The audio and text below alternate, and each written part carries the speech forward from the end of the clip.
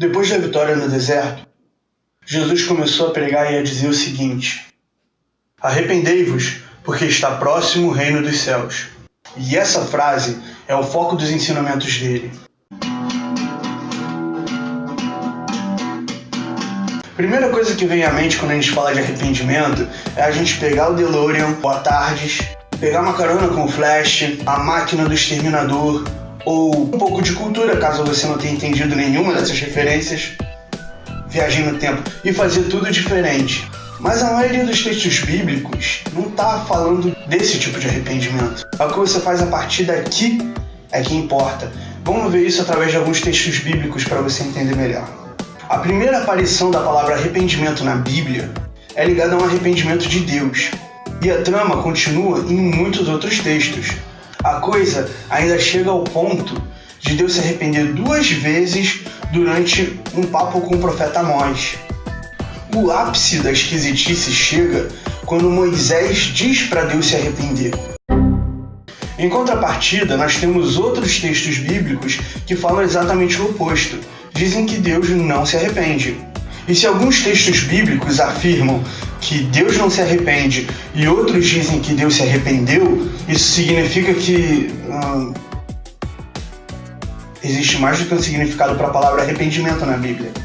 Então vamos lá. Quando Deus tirou o povo de Israel do Egito, Ele fez eles levarem o caminho mais longo para a terra prometida, porque o caminho mais curto tinha alguns perigos e Deus pensou: se eles passassem por esse caminho mais complicado, talvez eles ficassem com medo, se arrependessem, exatamente essa palavra, arrependessem, e voltassem para o Egito.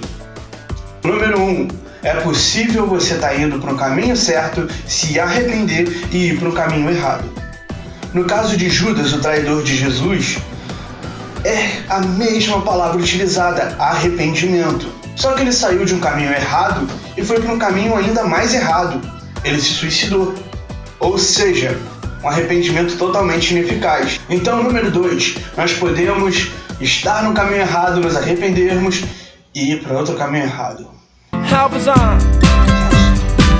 Número 3, nós podemos sair de um caminho certo para ir para outro caminho certo, que é um arrependimento. Dessa maneira, dá para entender que Deus é alguém que se ajusta ao agora.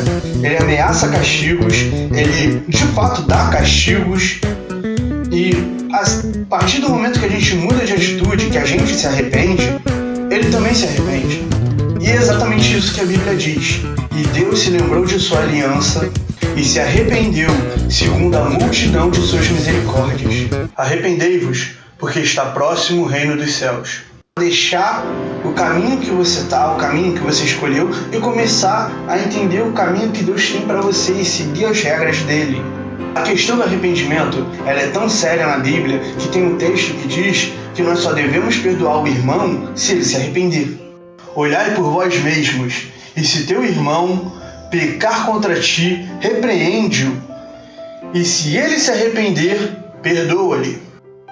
Assim como ela diz que se houver arrependimento, nós precisamos perdoar, senão nós não vamos ser perdoados por Deus.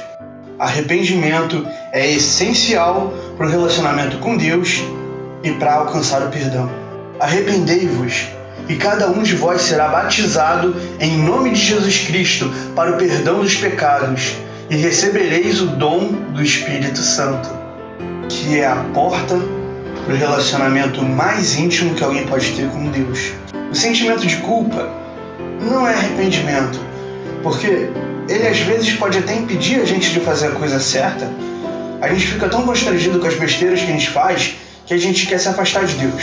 Então é melhor você nem ter o sentimento de tristeza nem nada e simplesmente ter um sentimento racional. Poxa, eu tô no caminho errado, eu vou me dar mal. Vamos andar conforme Deus quer. E a gente começa a fazer a coisa certa. Deus não está interessado nos pecados que você cometeu. Ele sabe que não tem como você voltar no tempo e desfazer. Ele está interessado no que você vai fazer a partir de agora.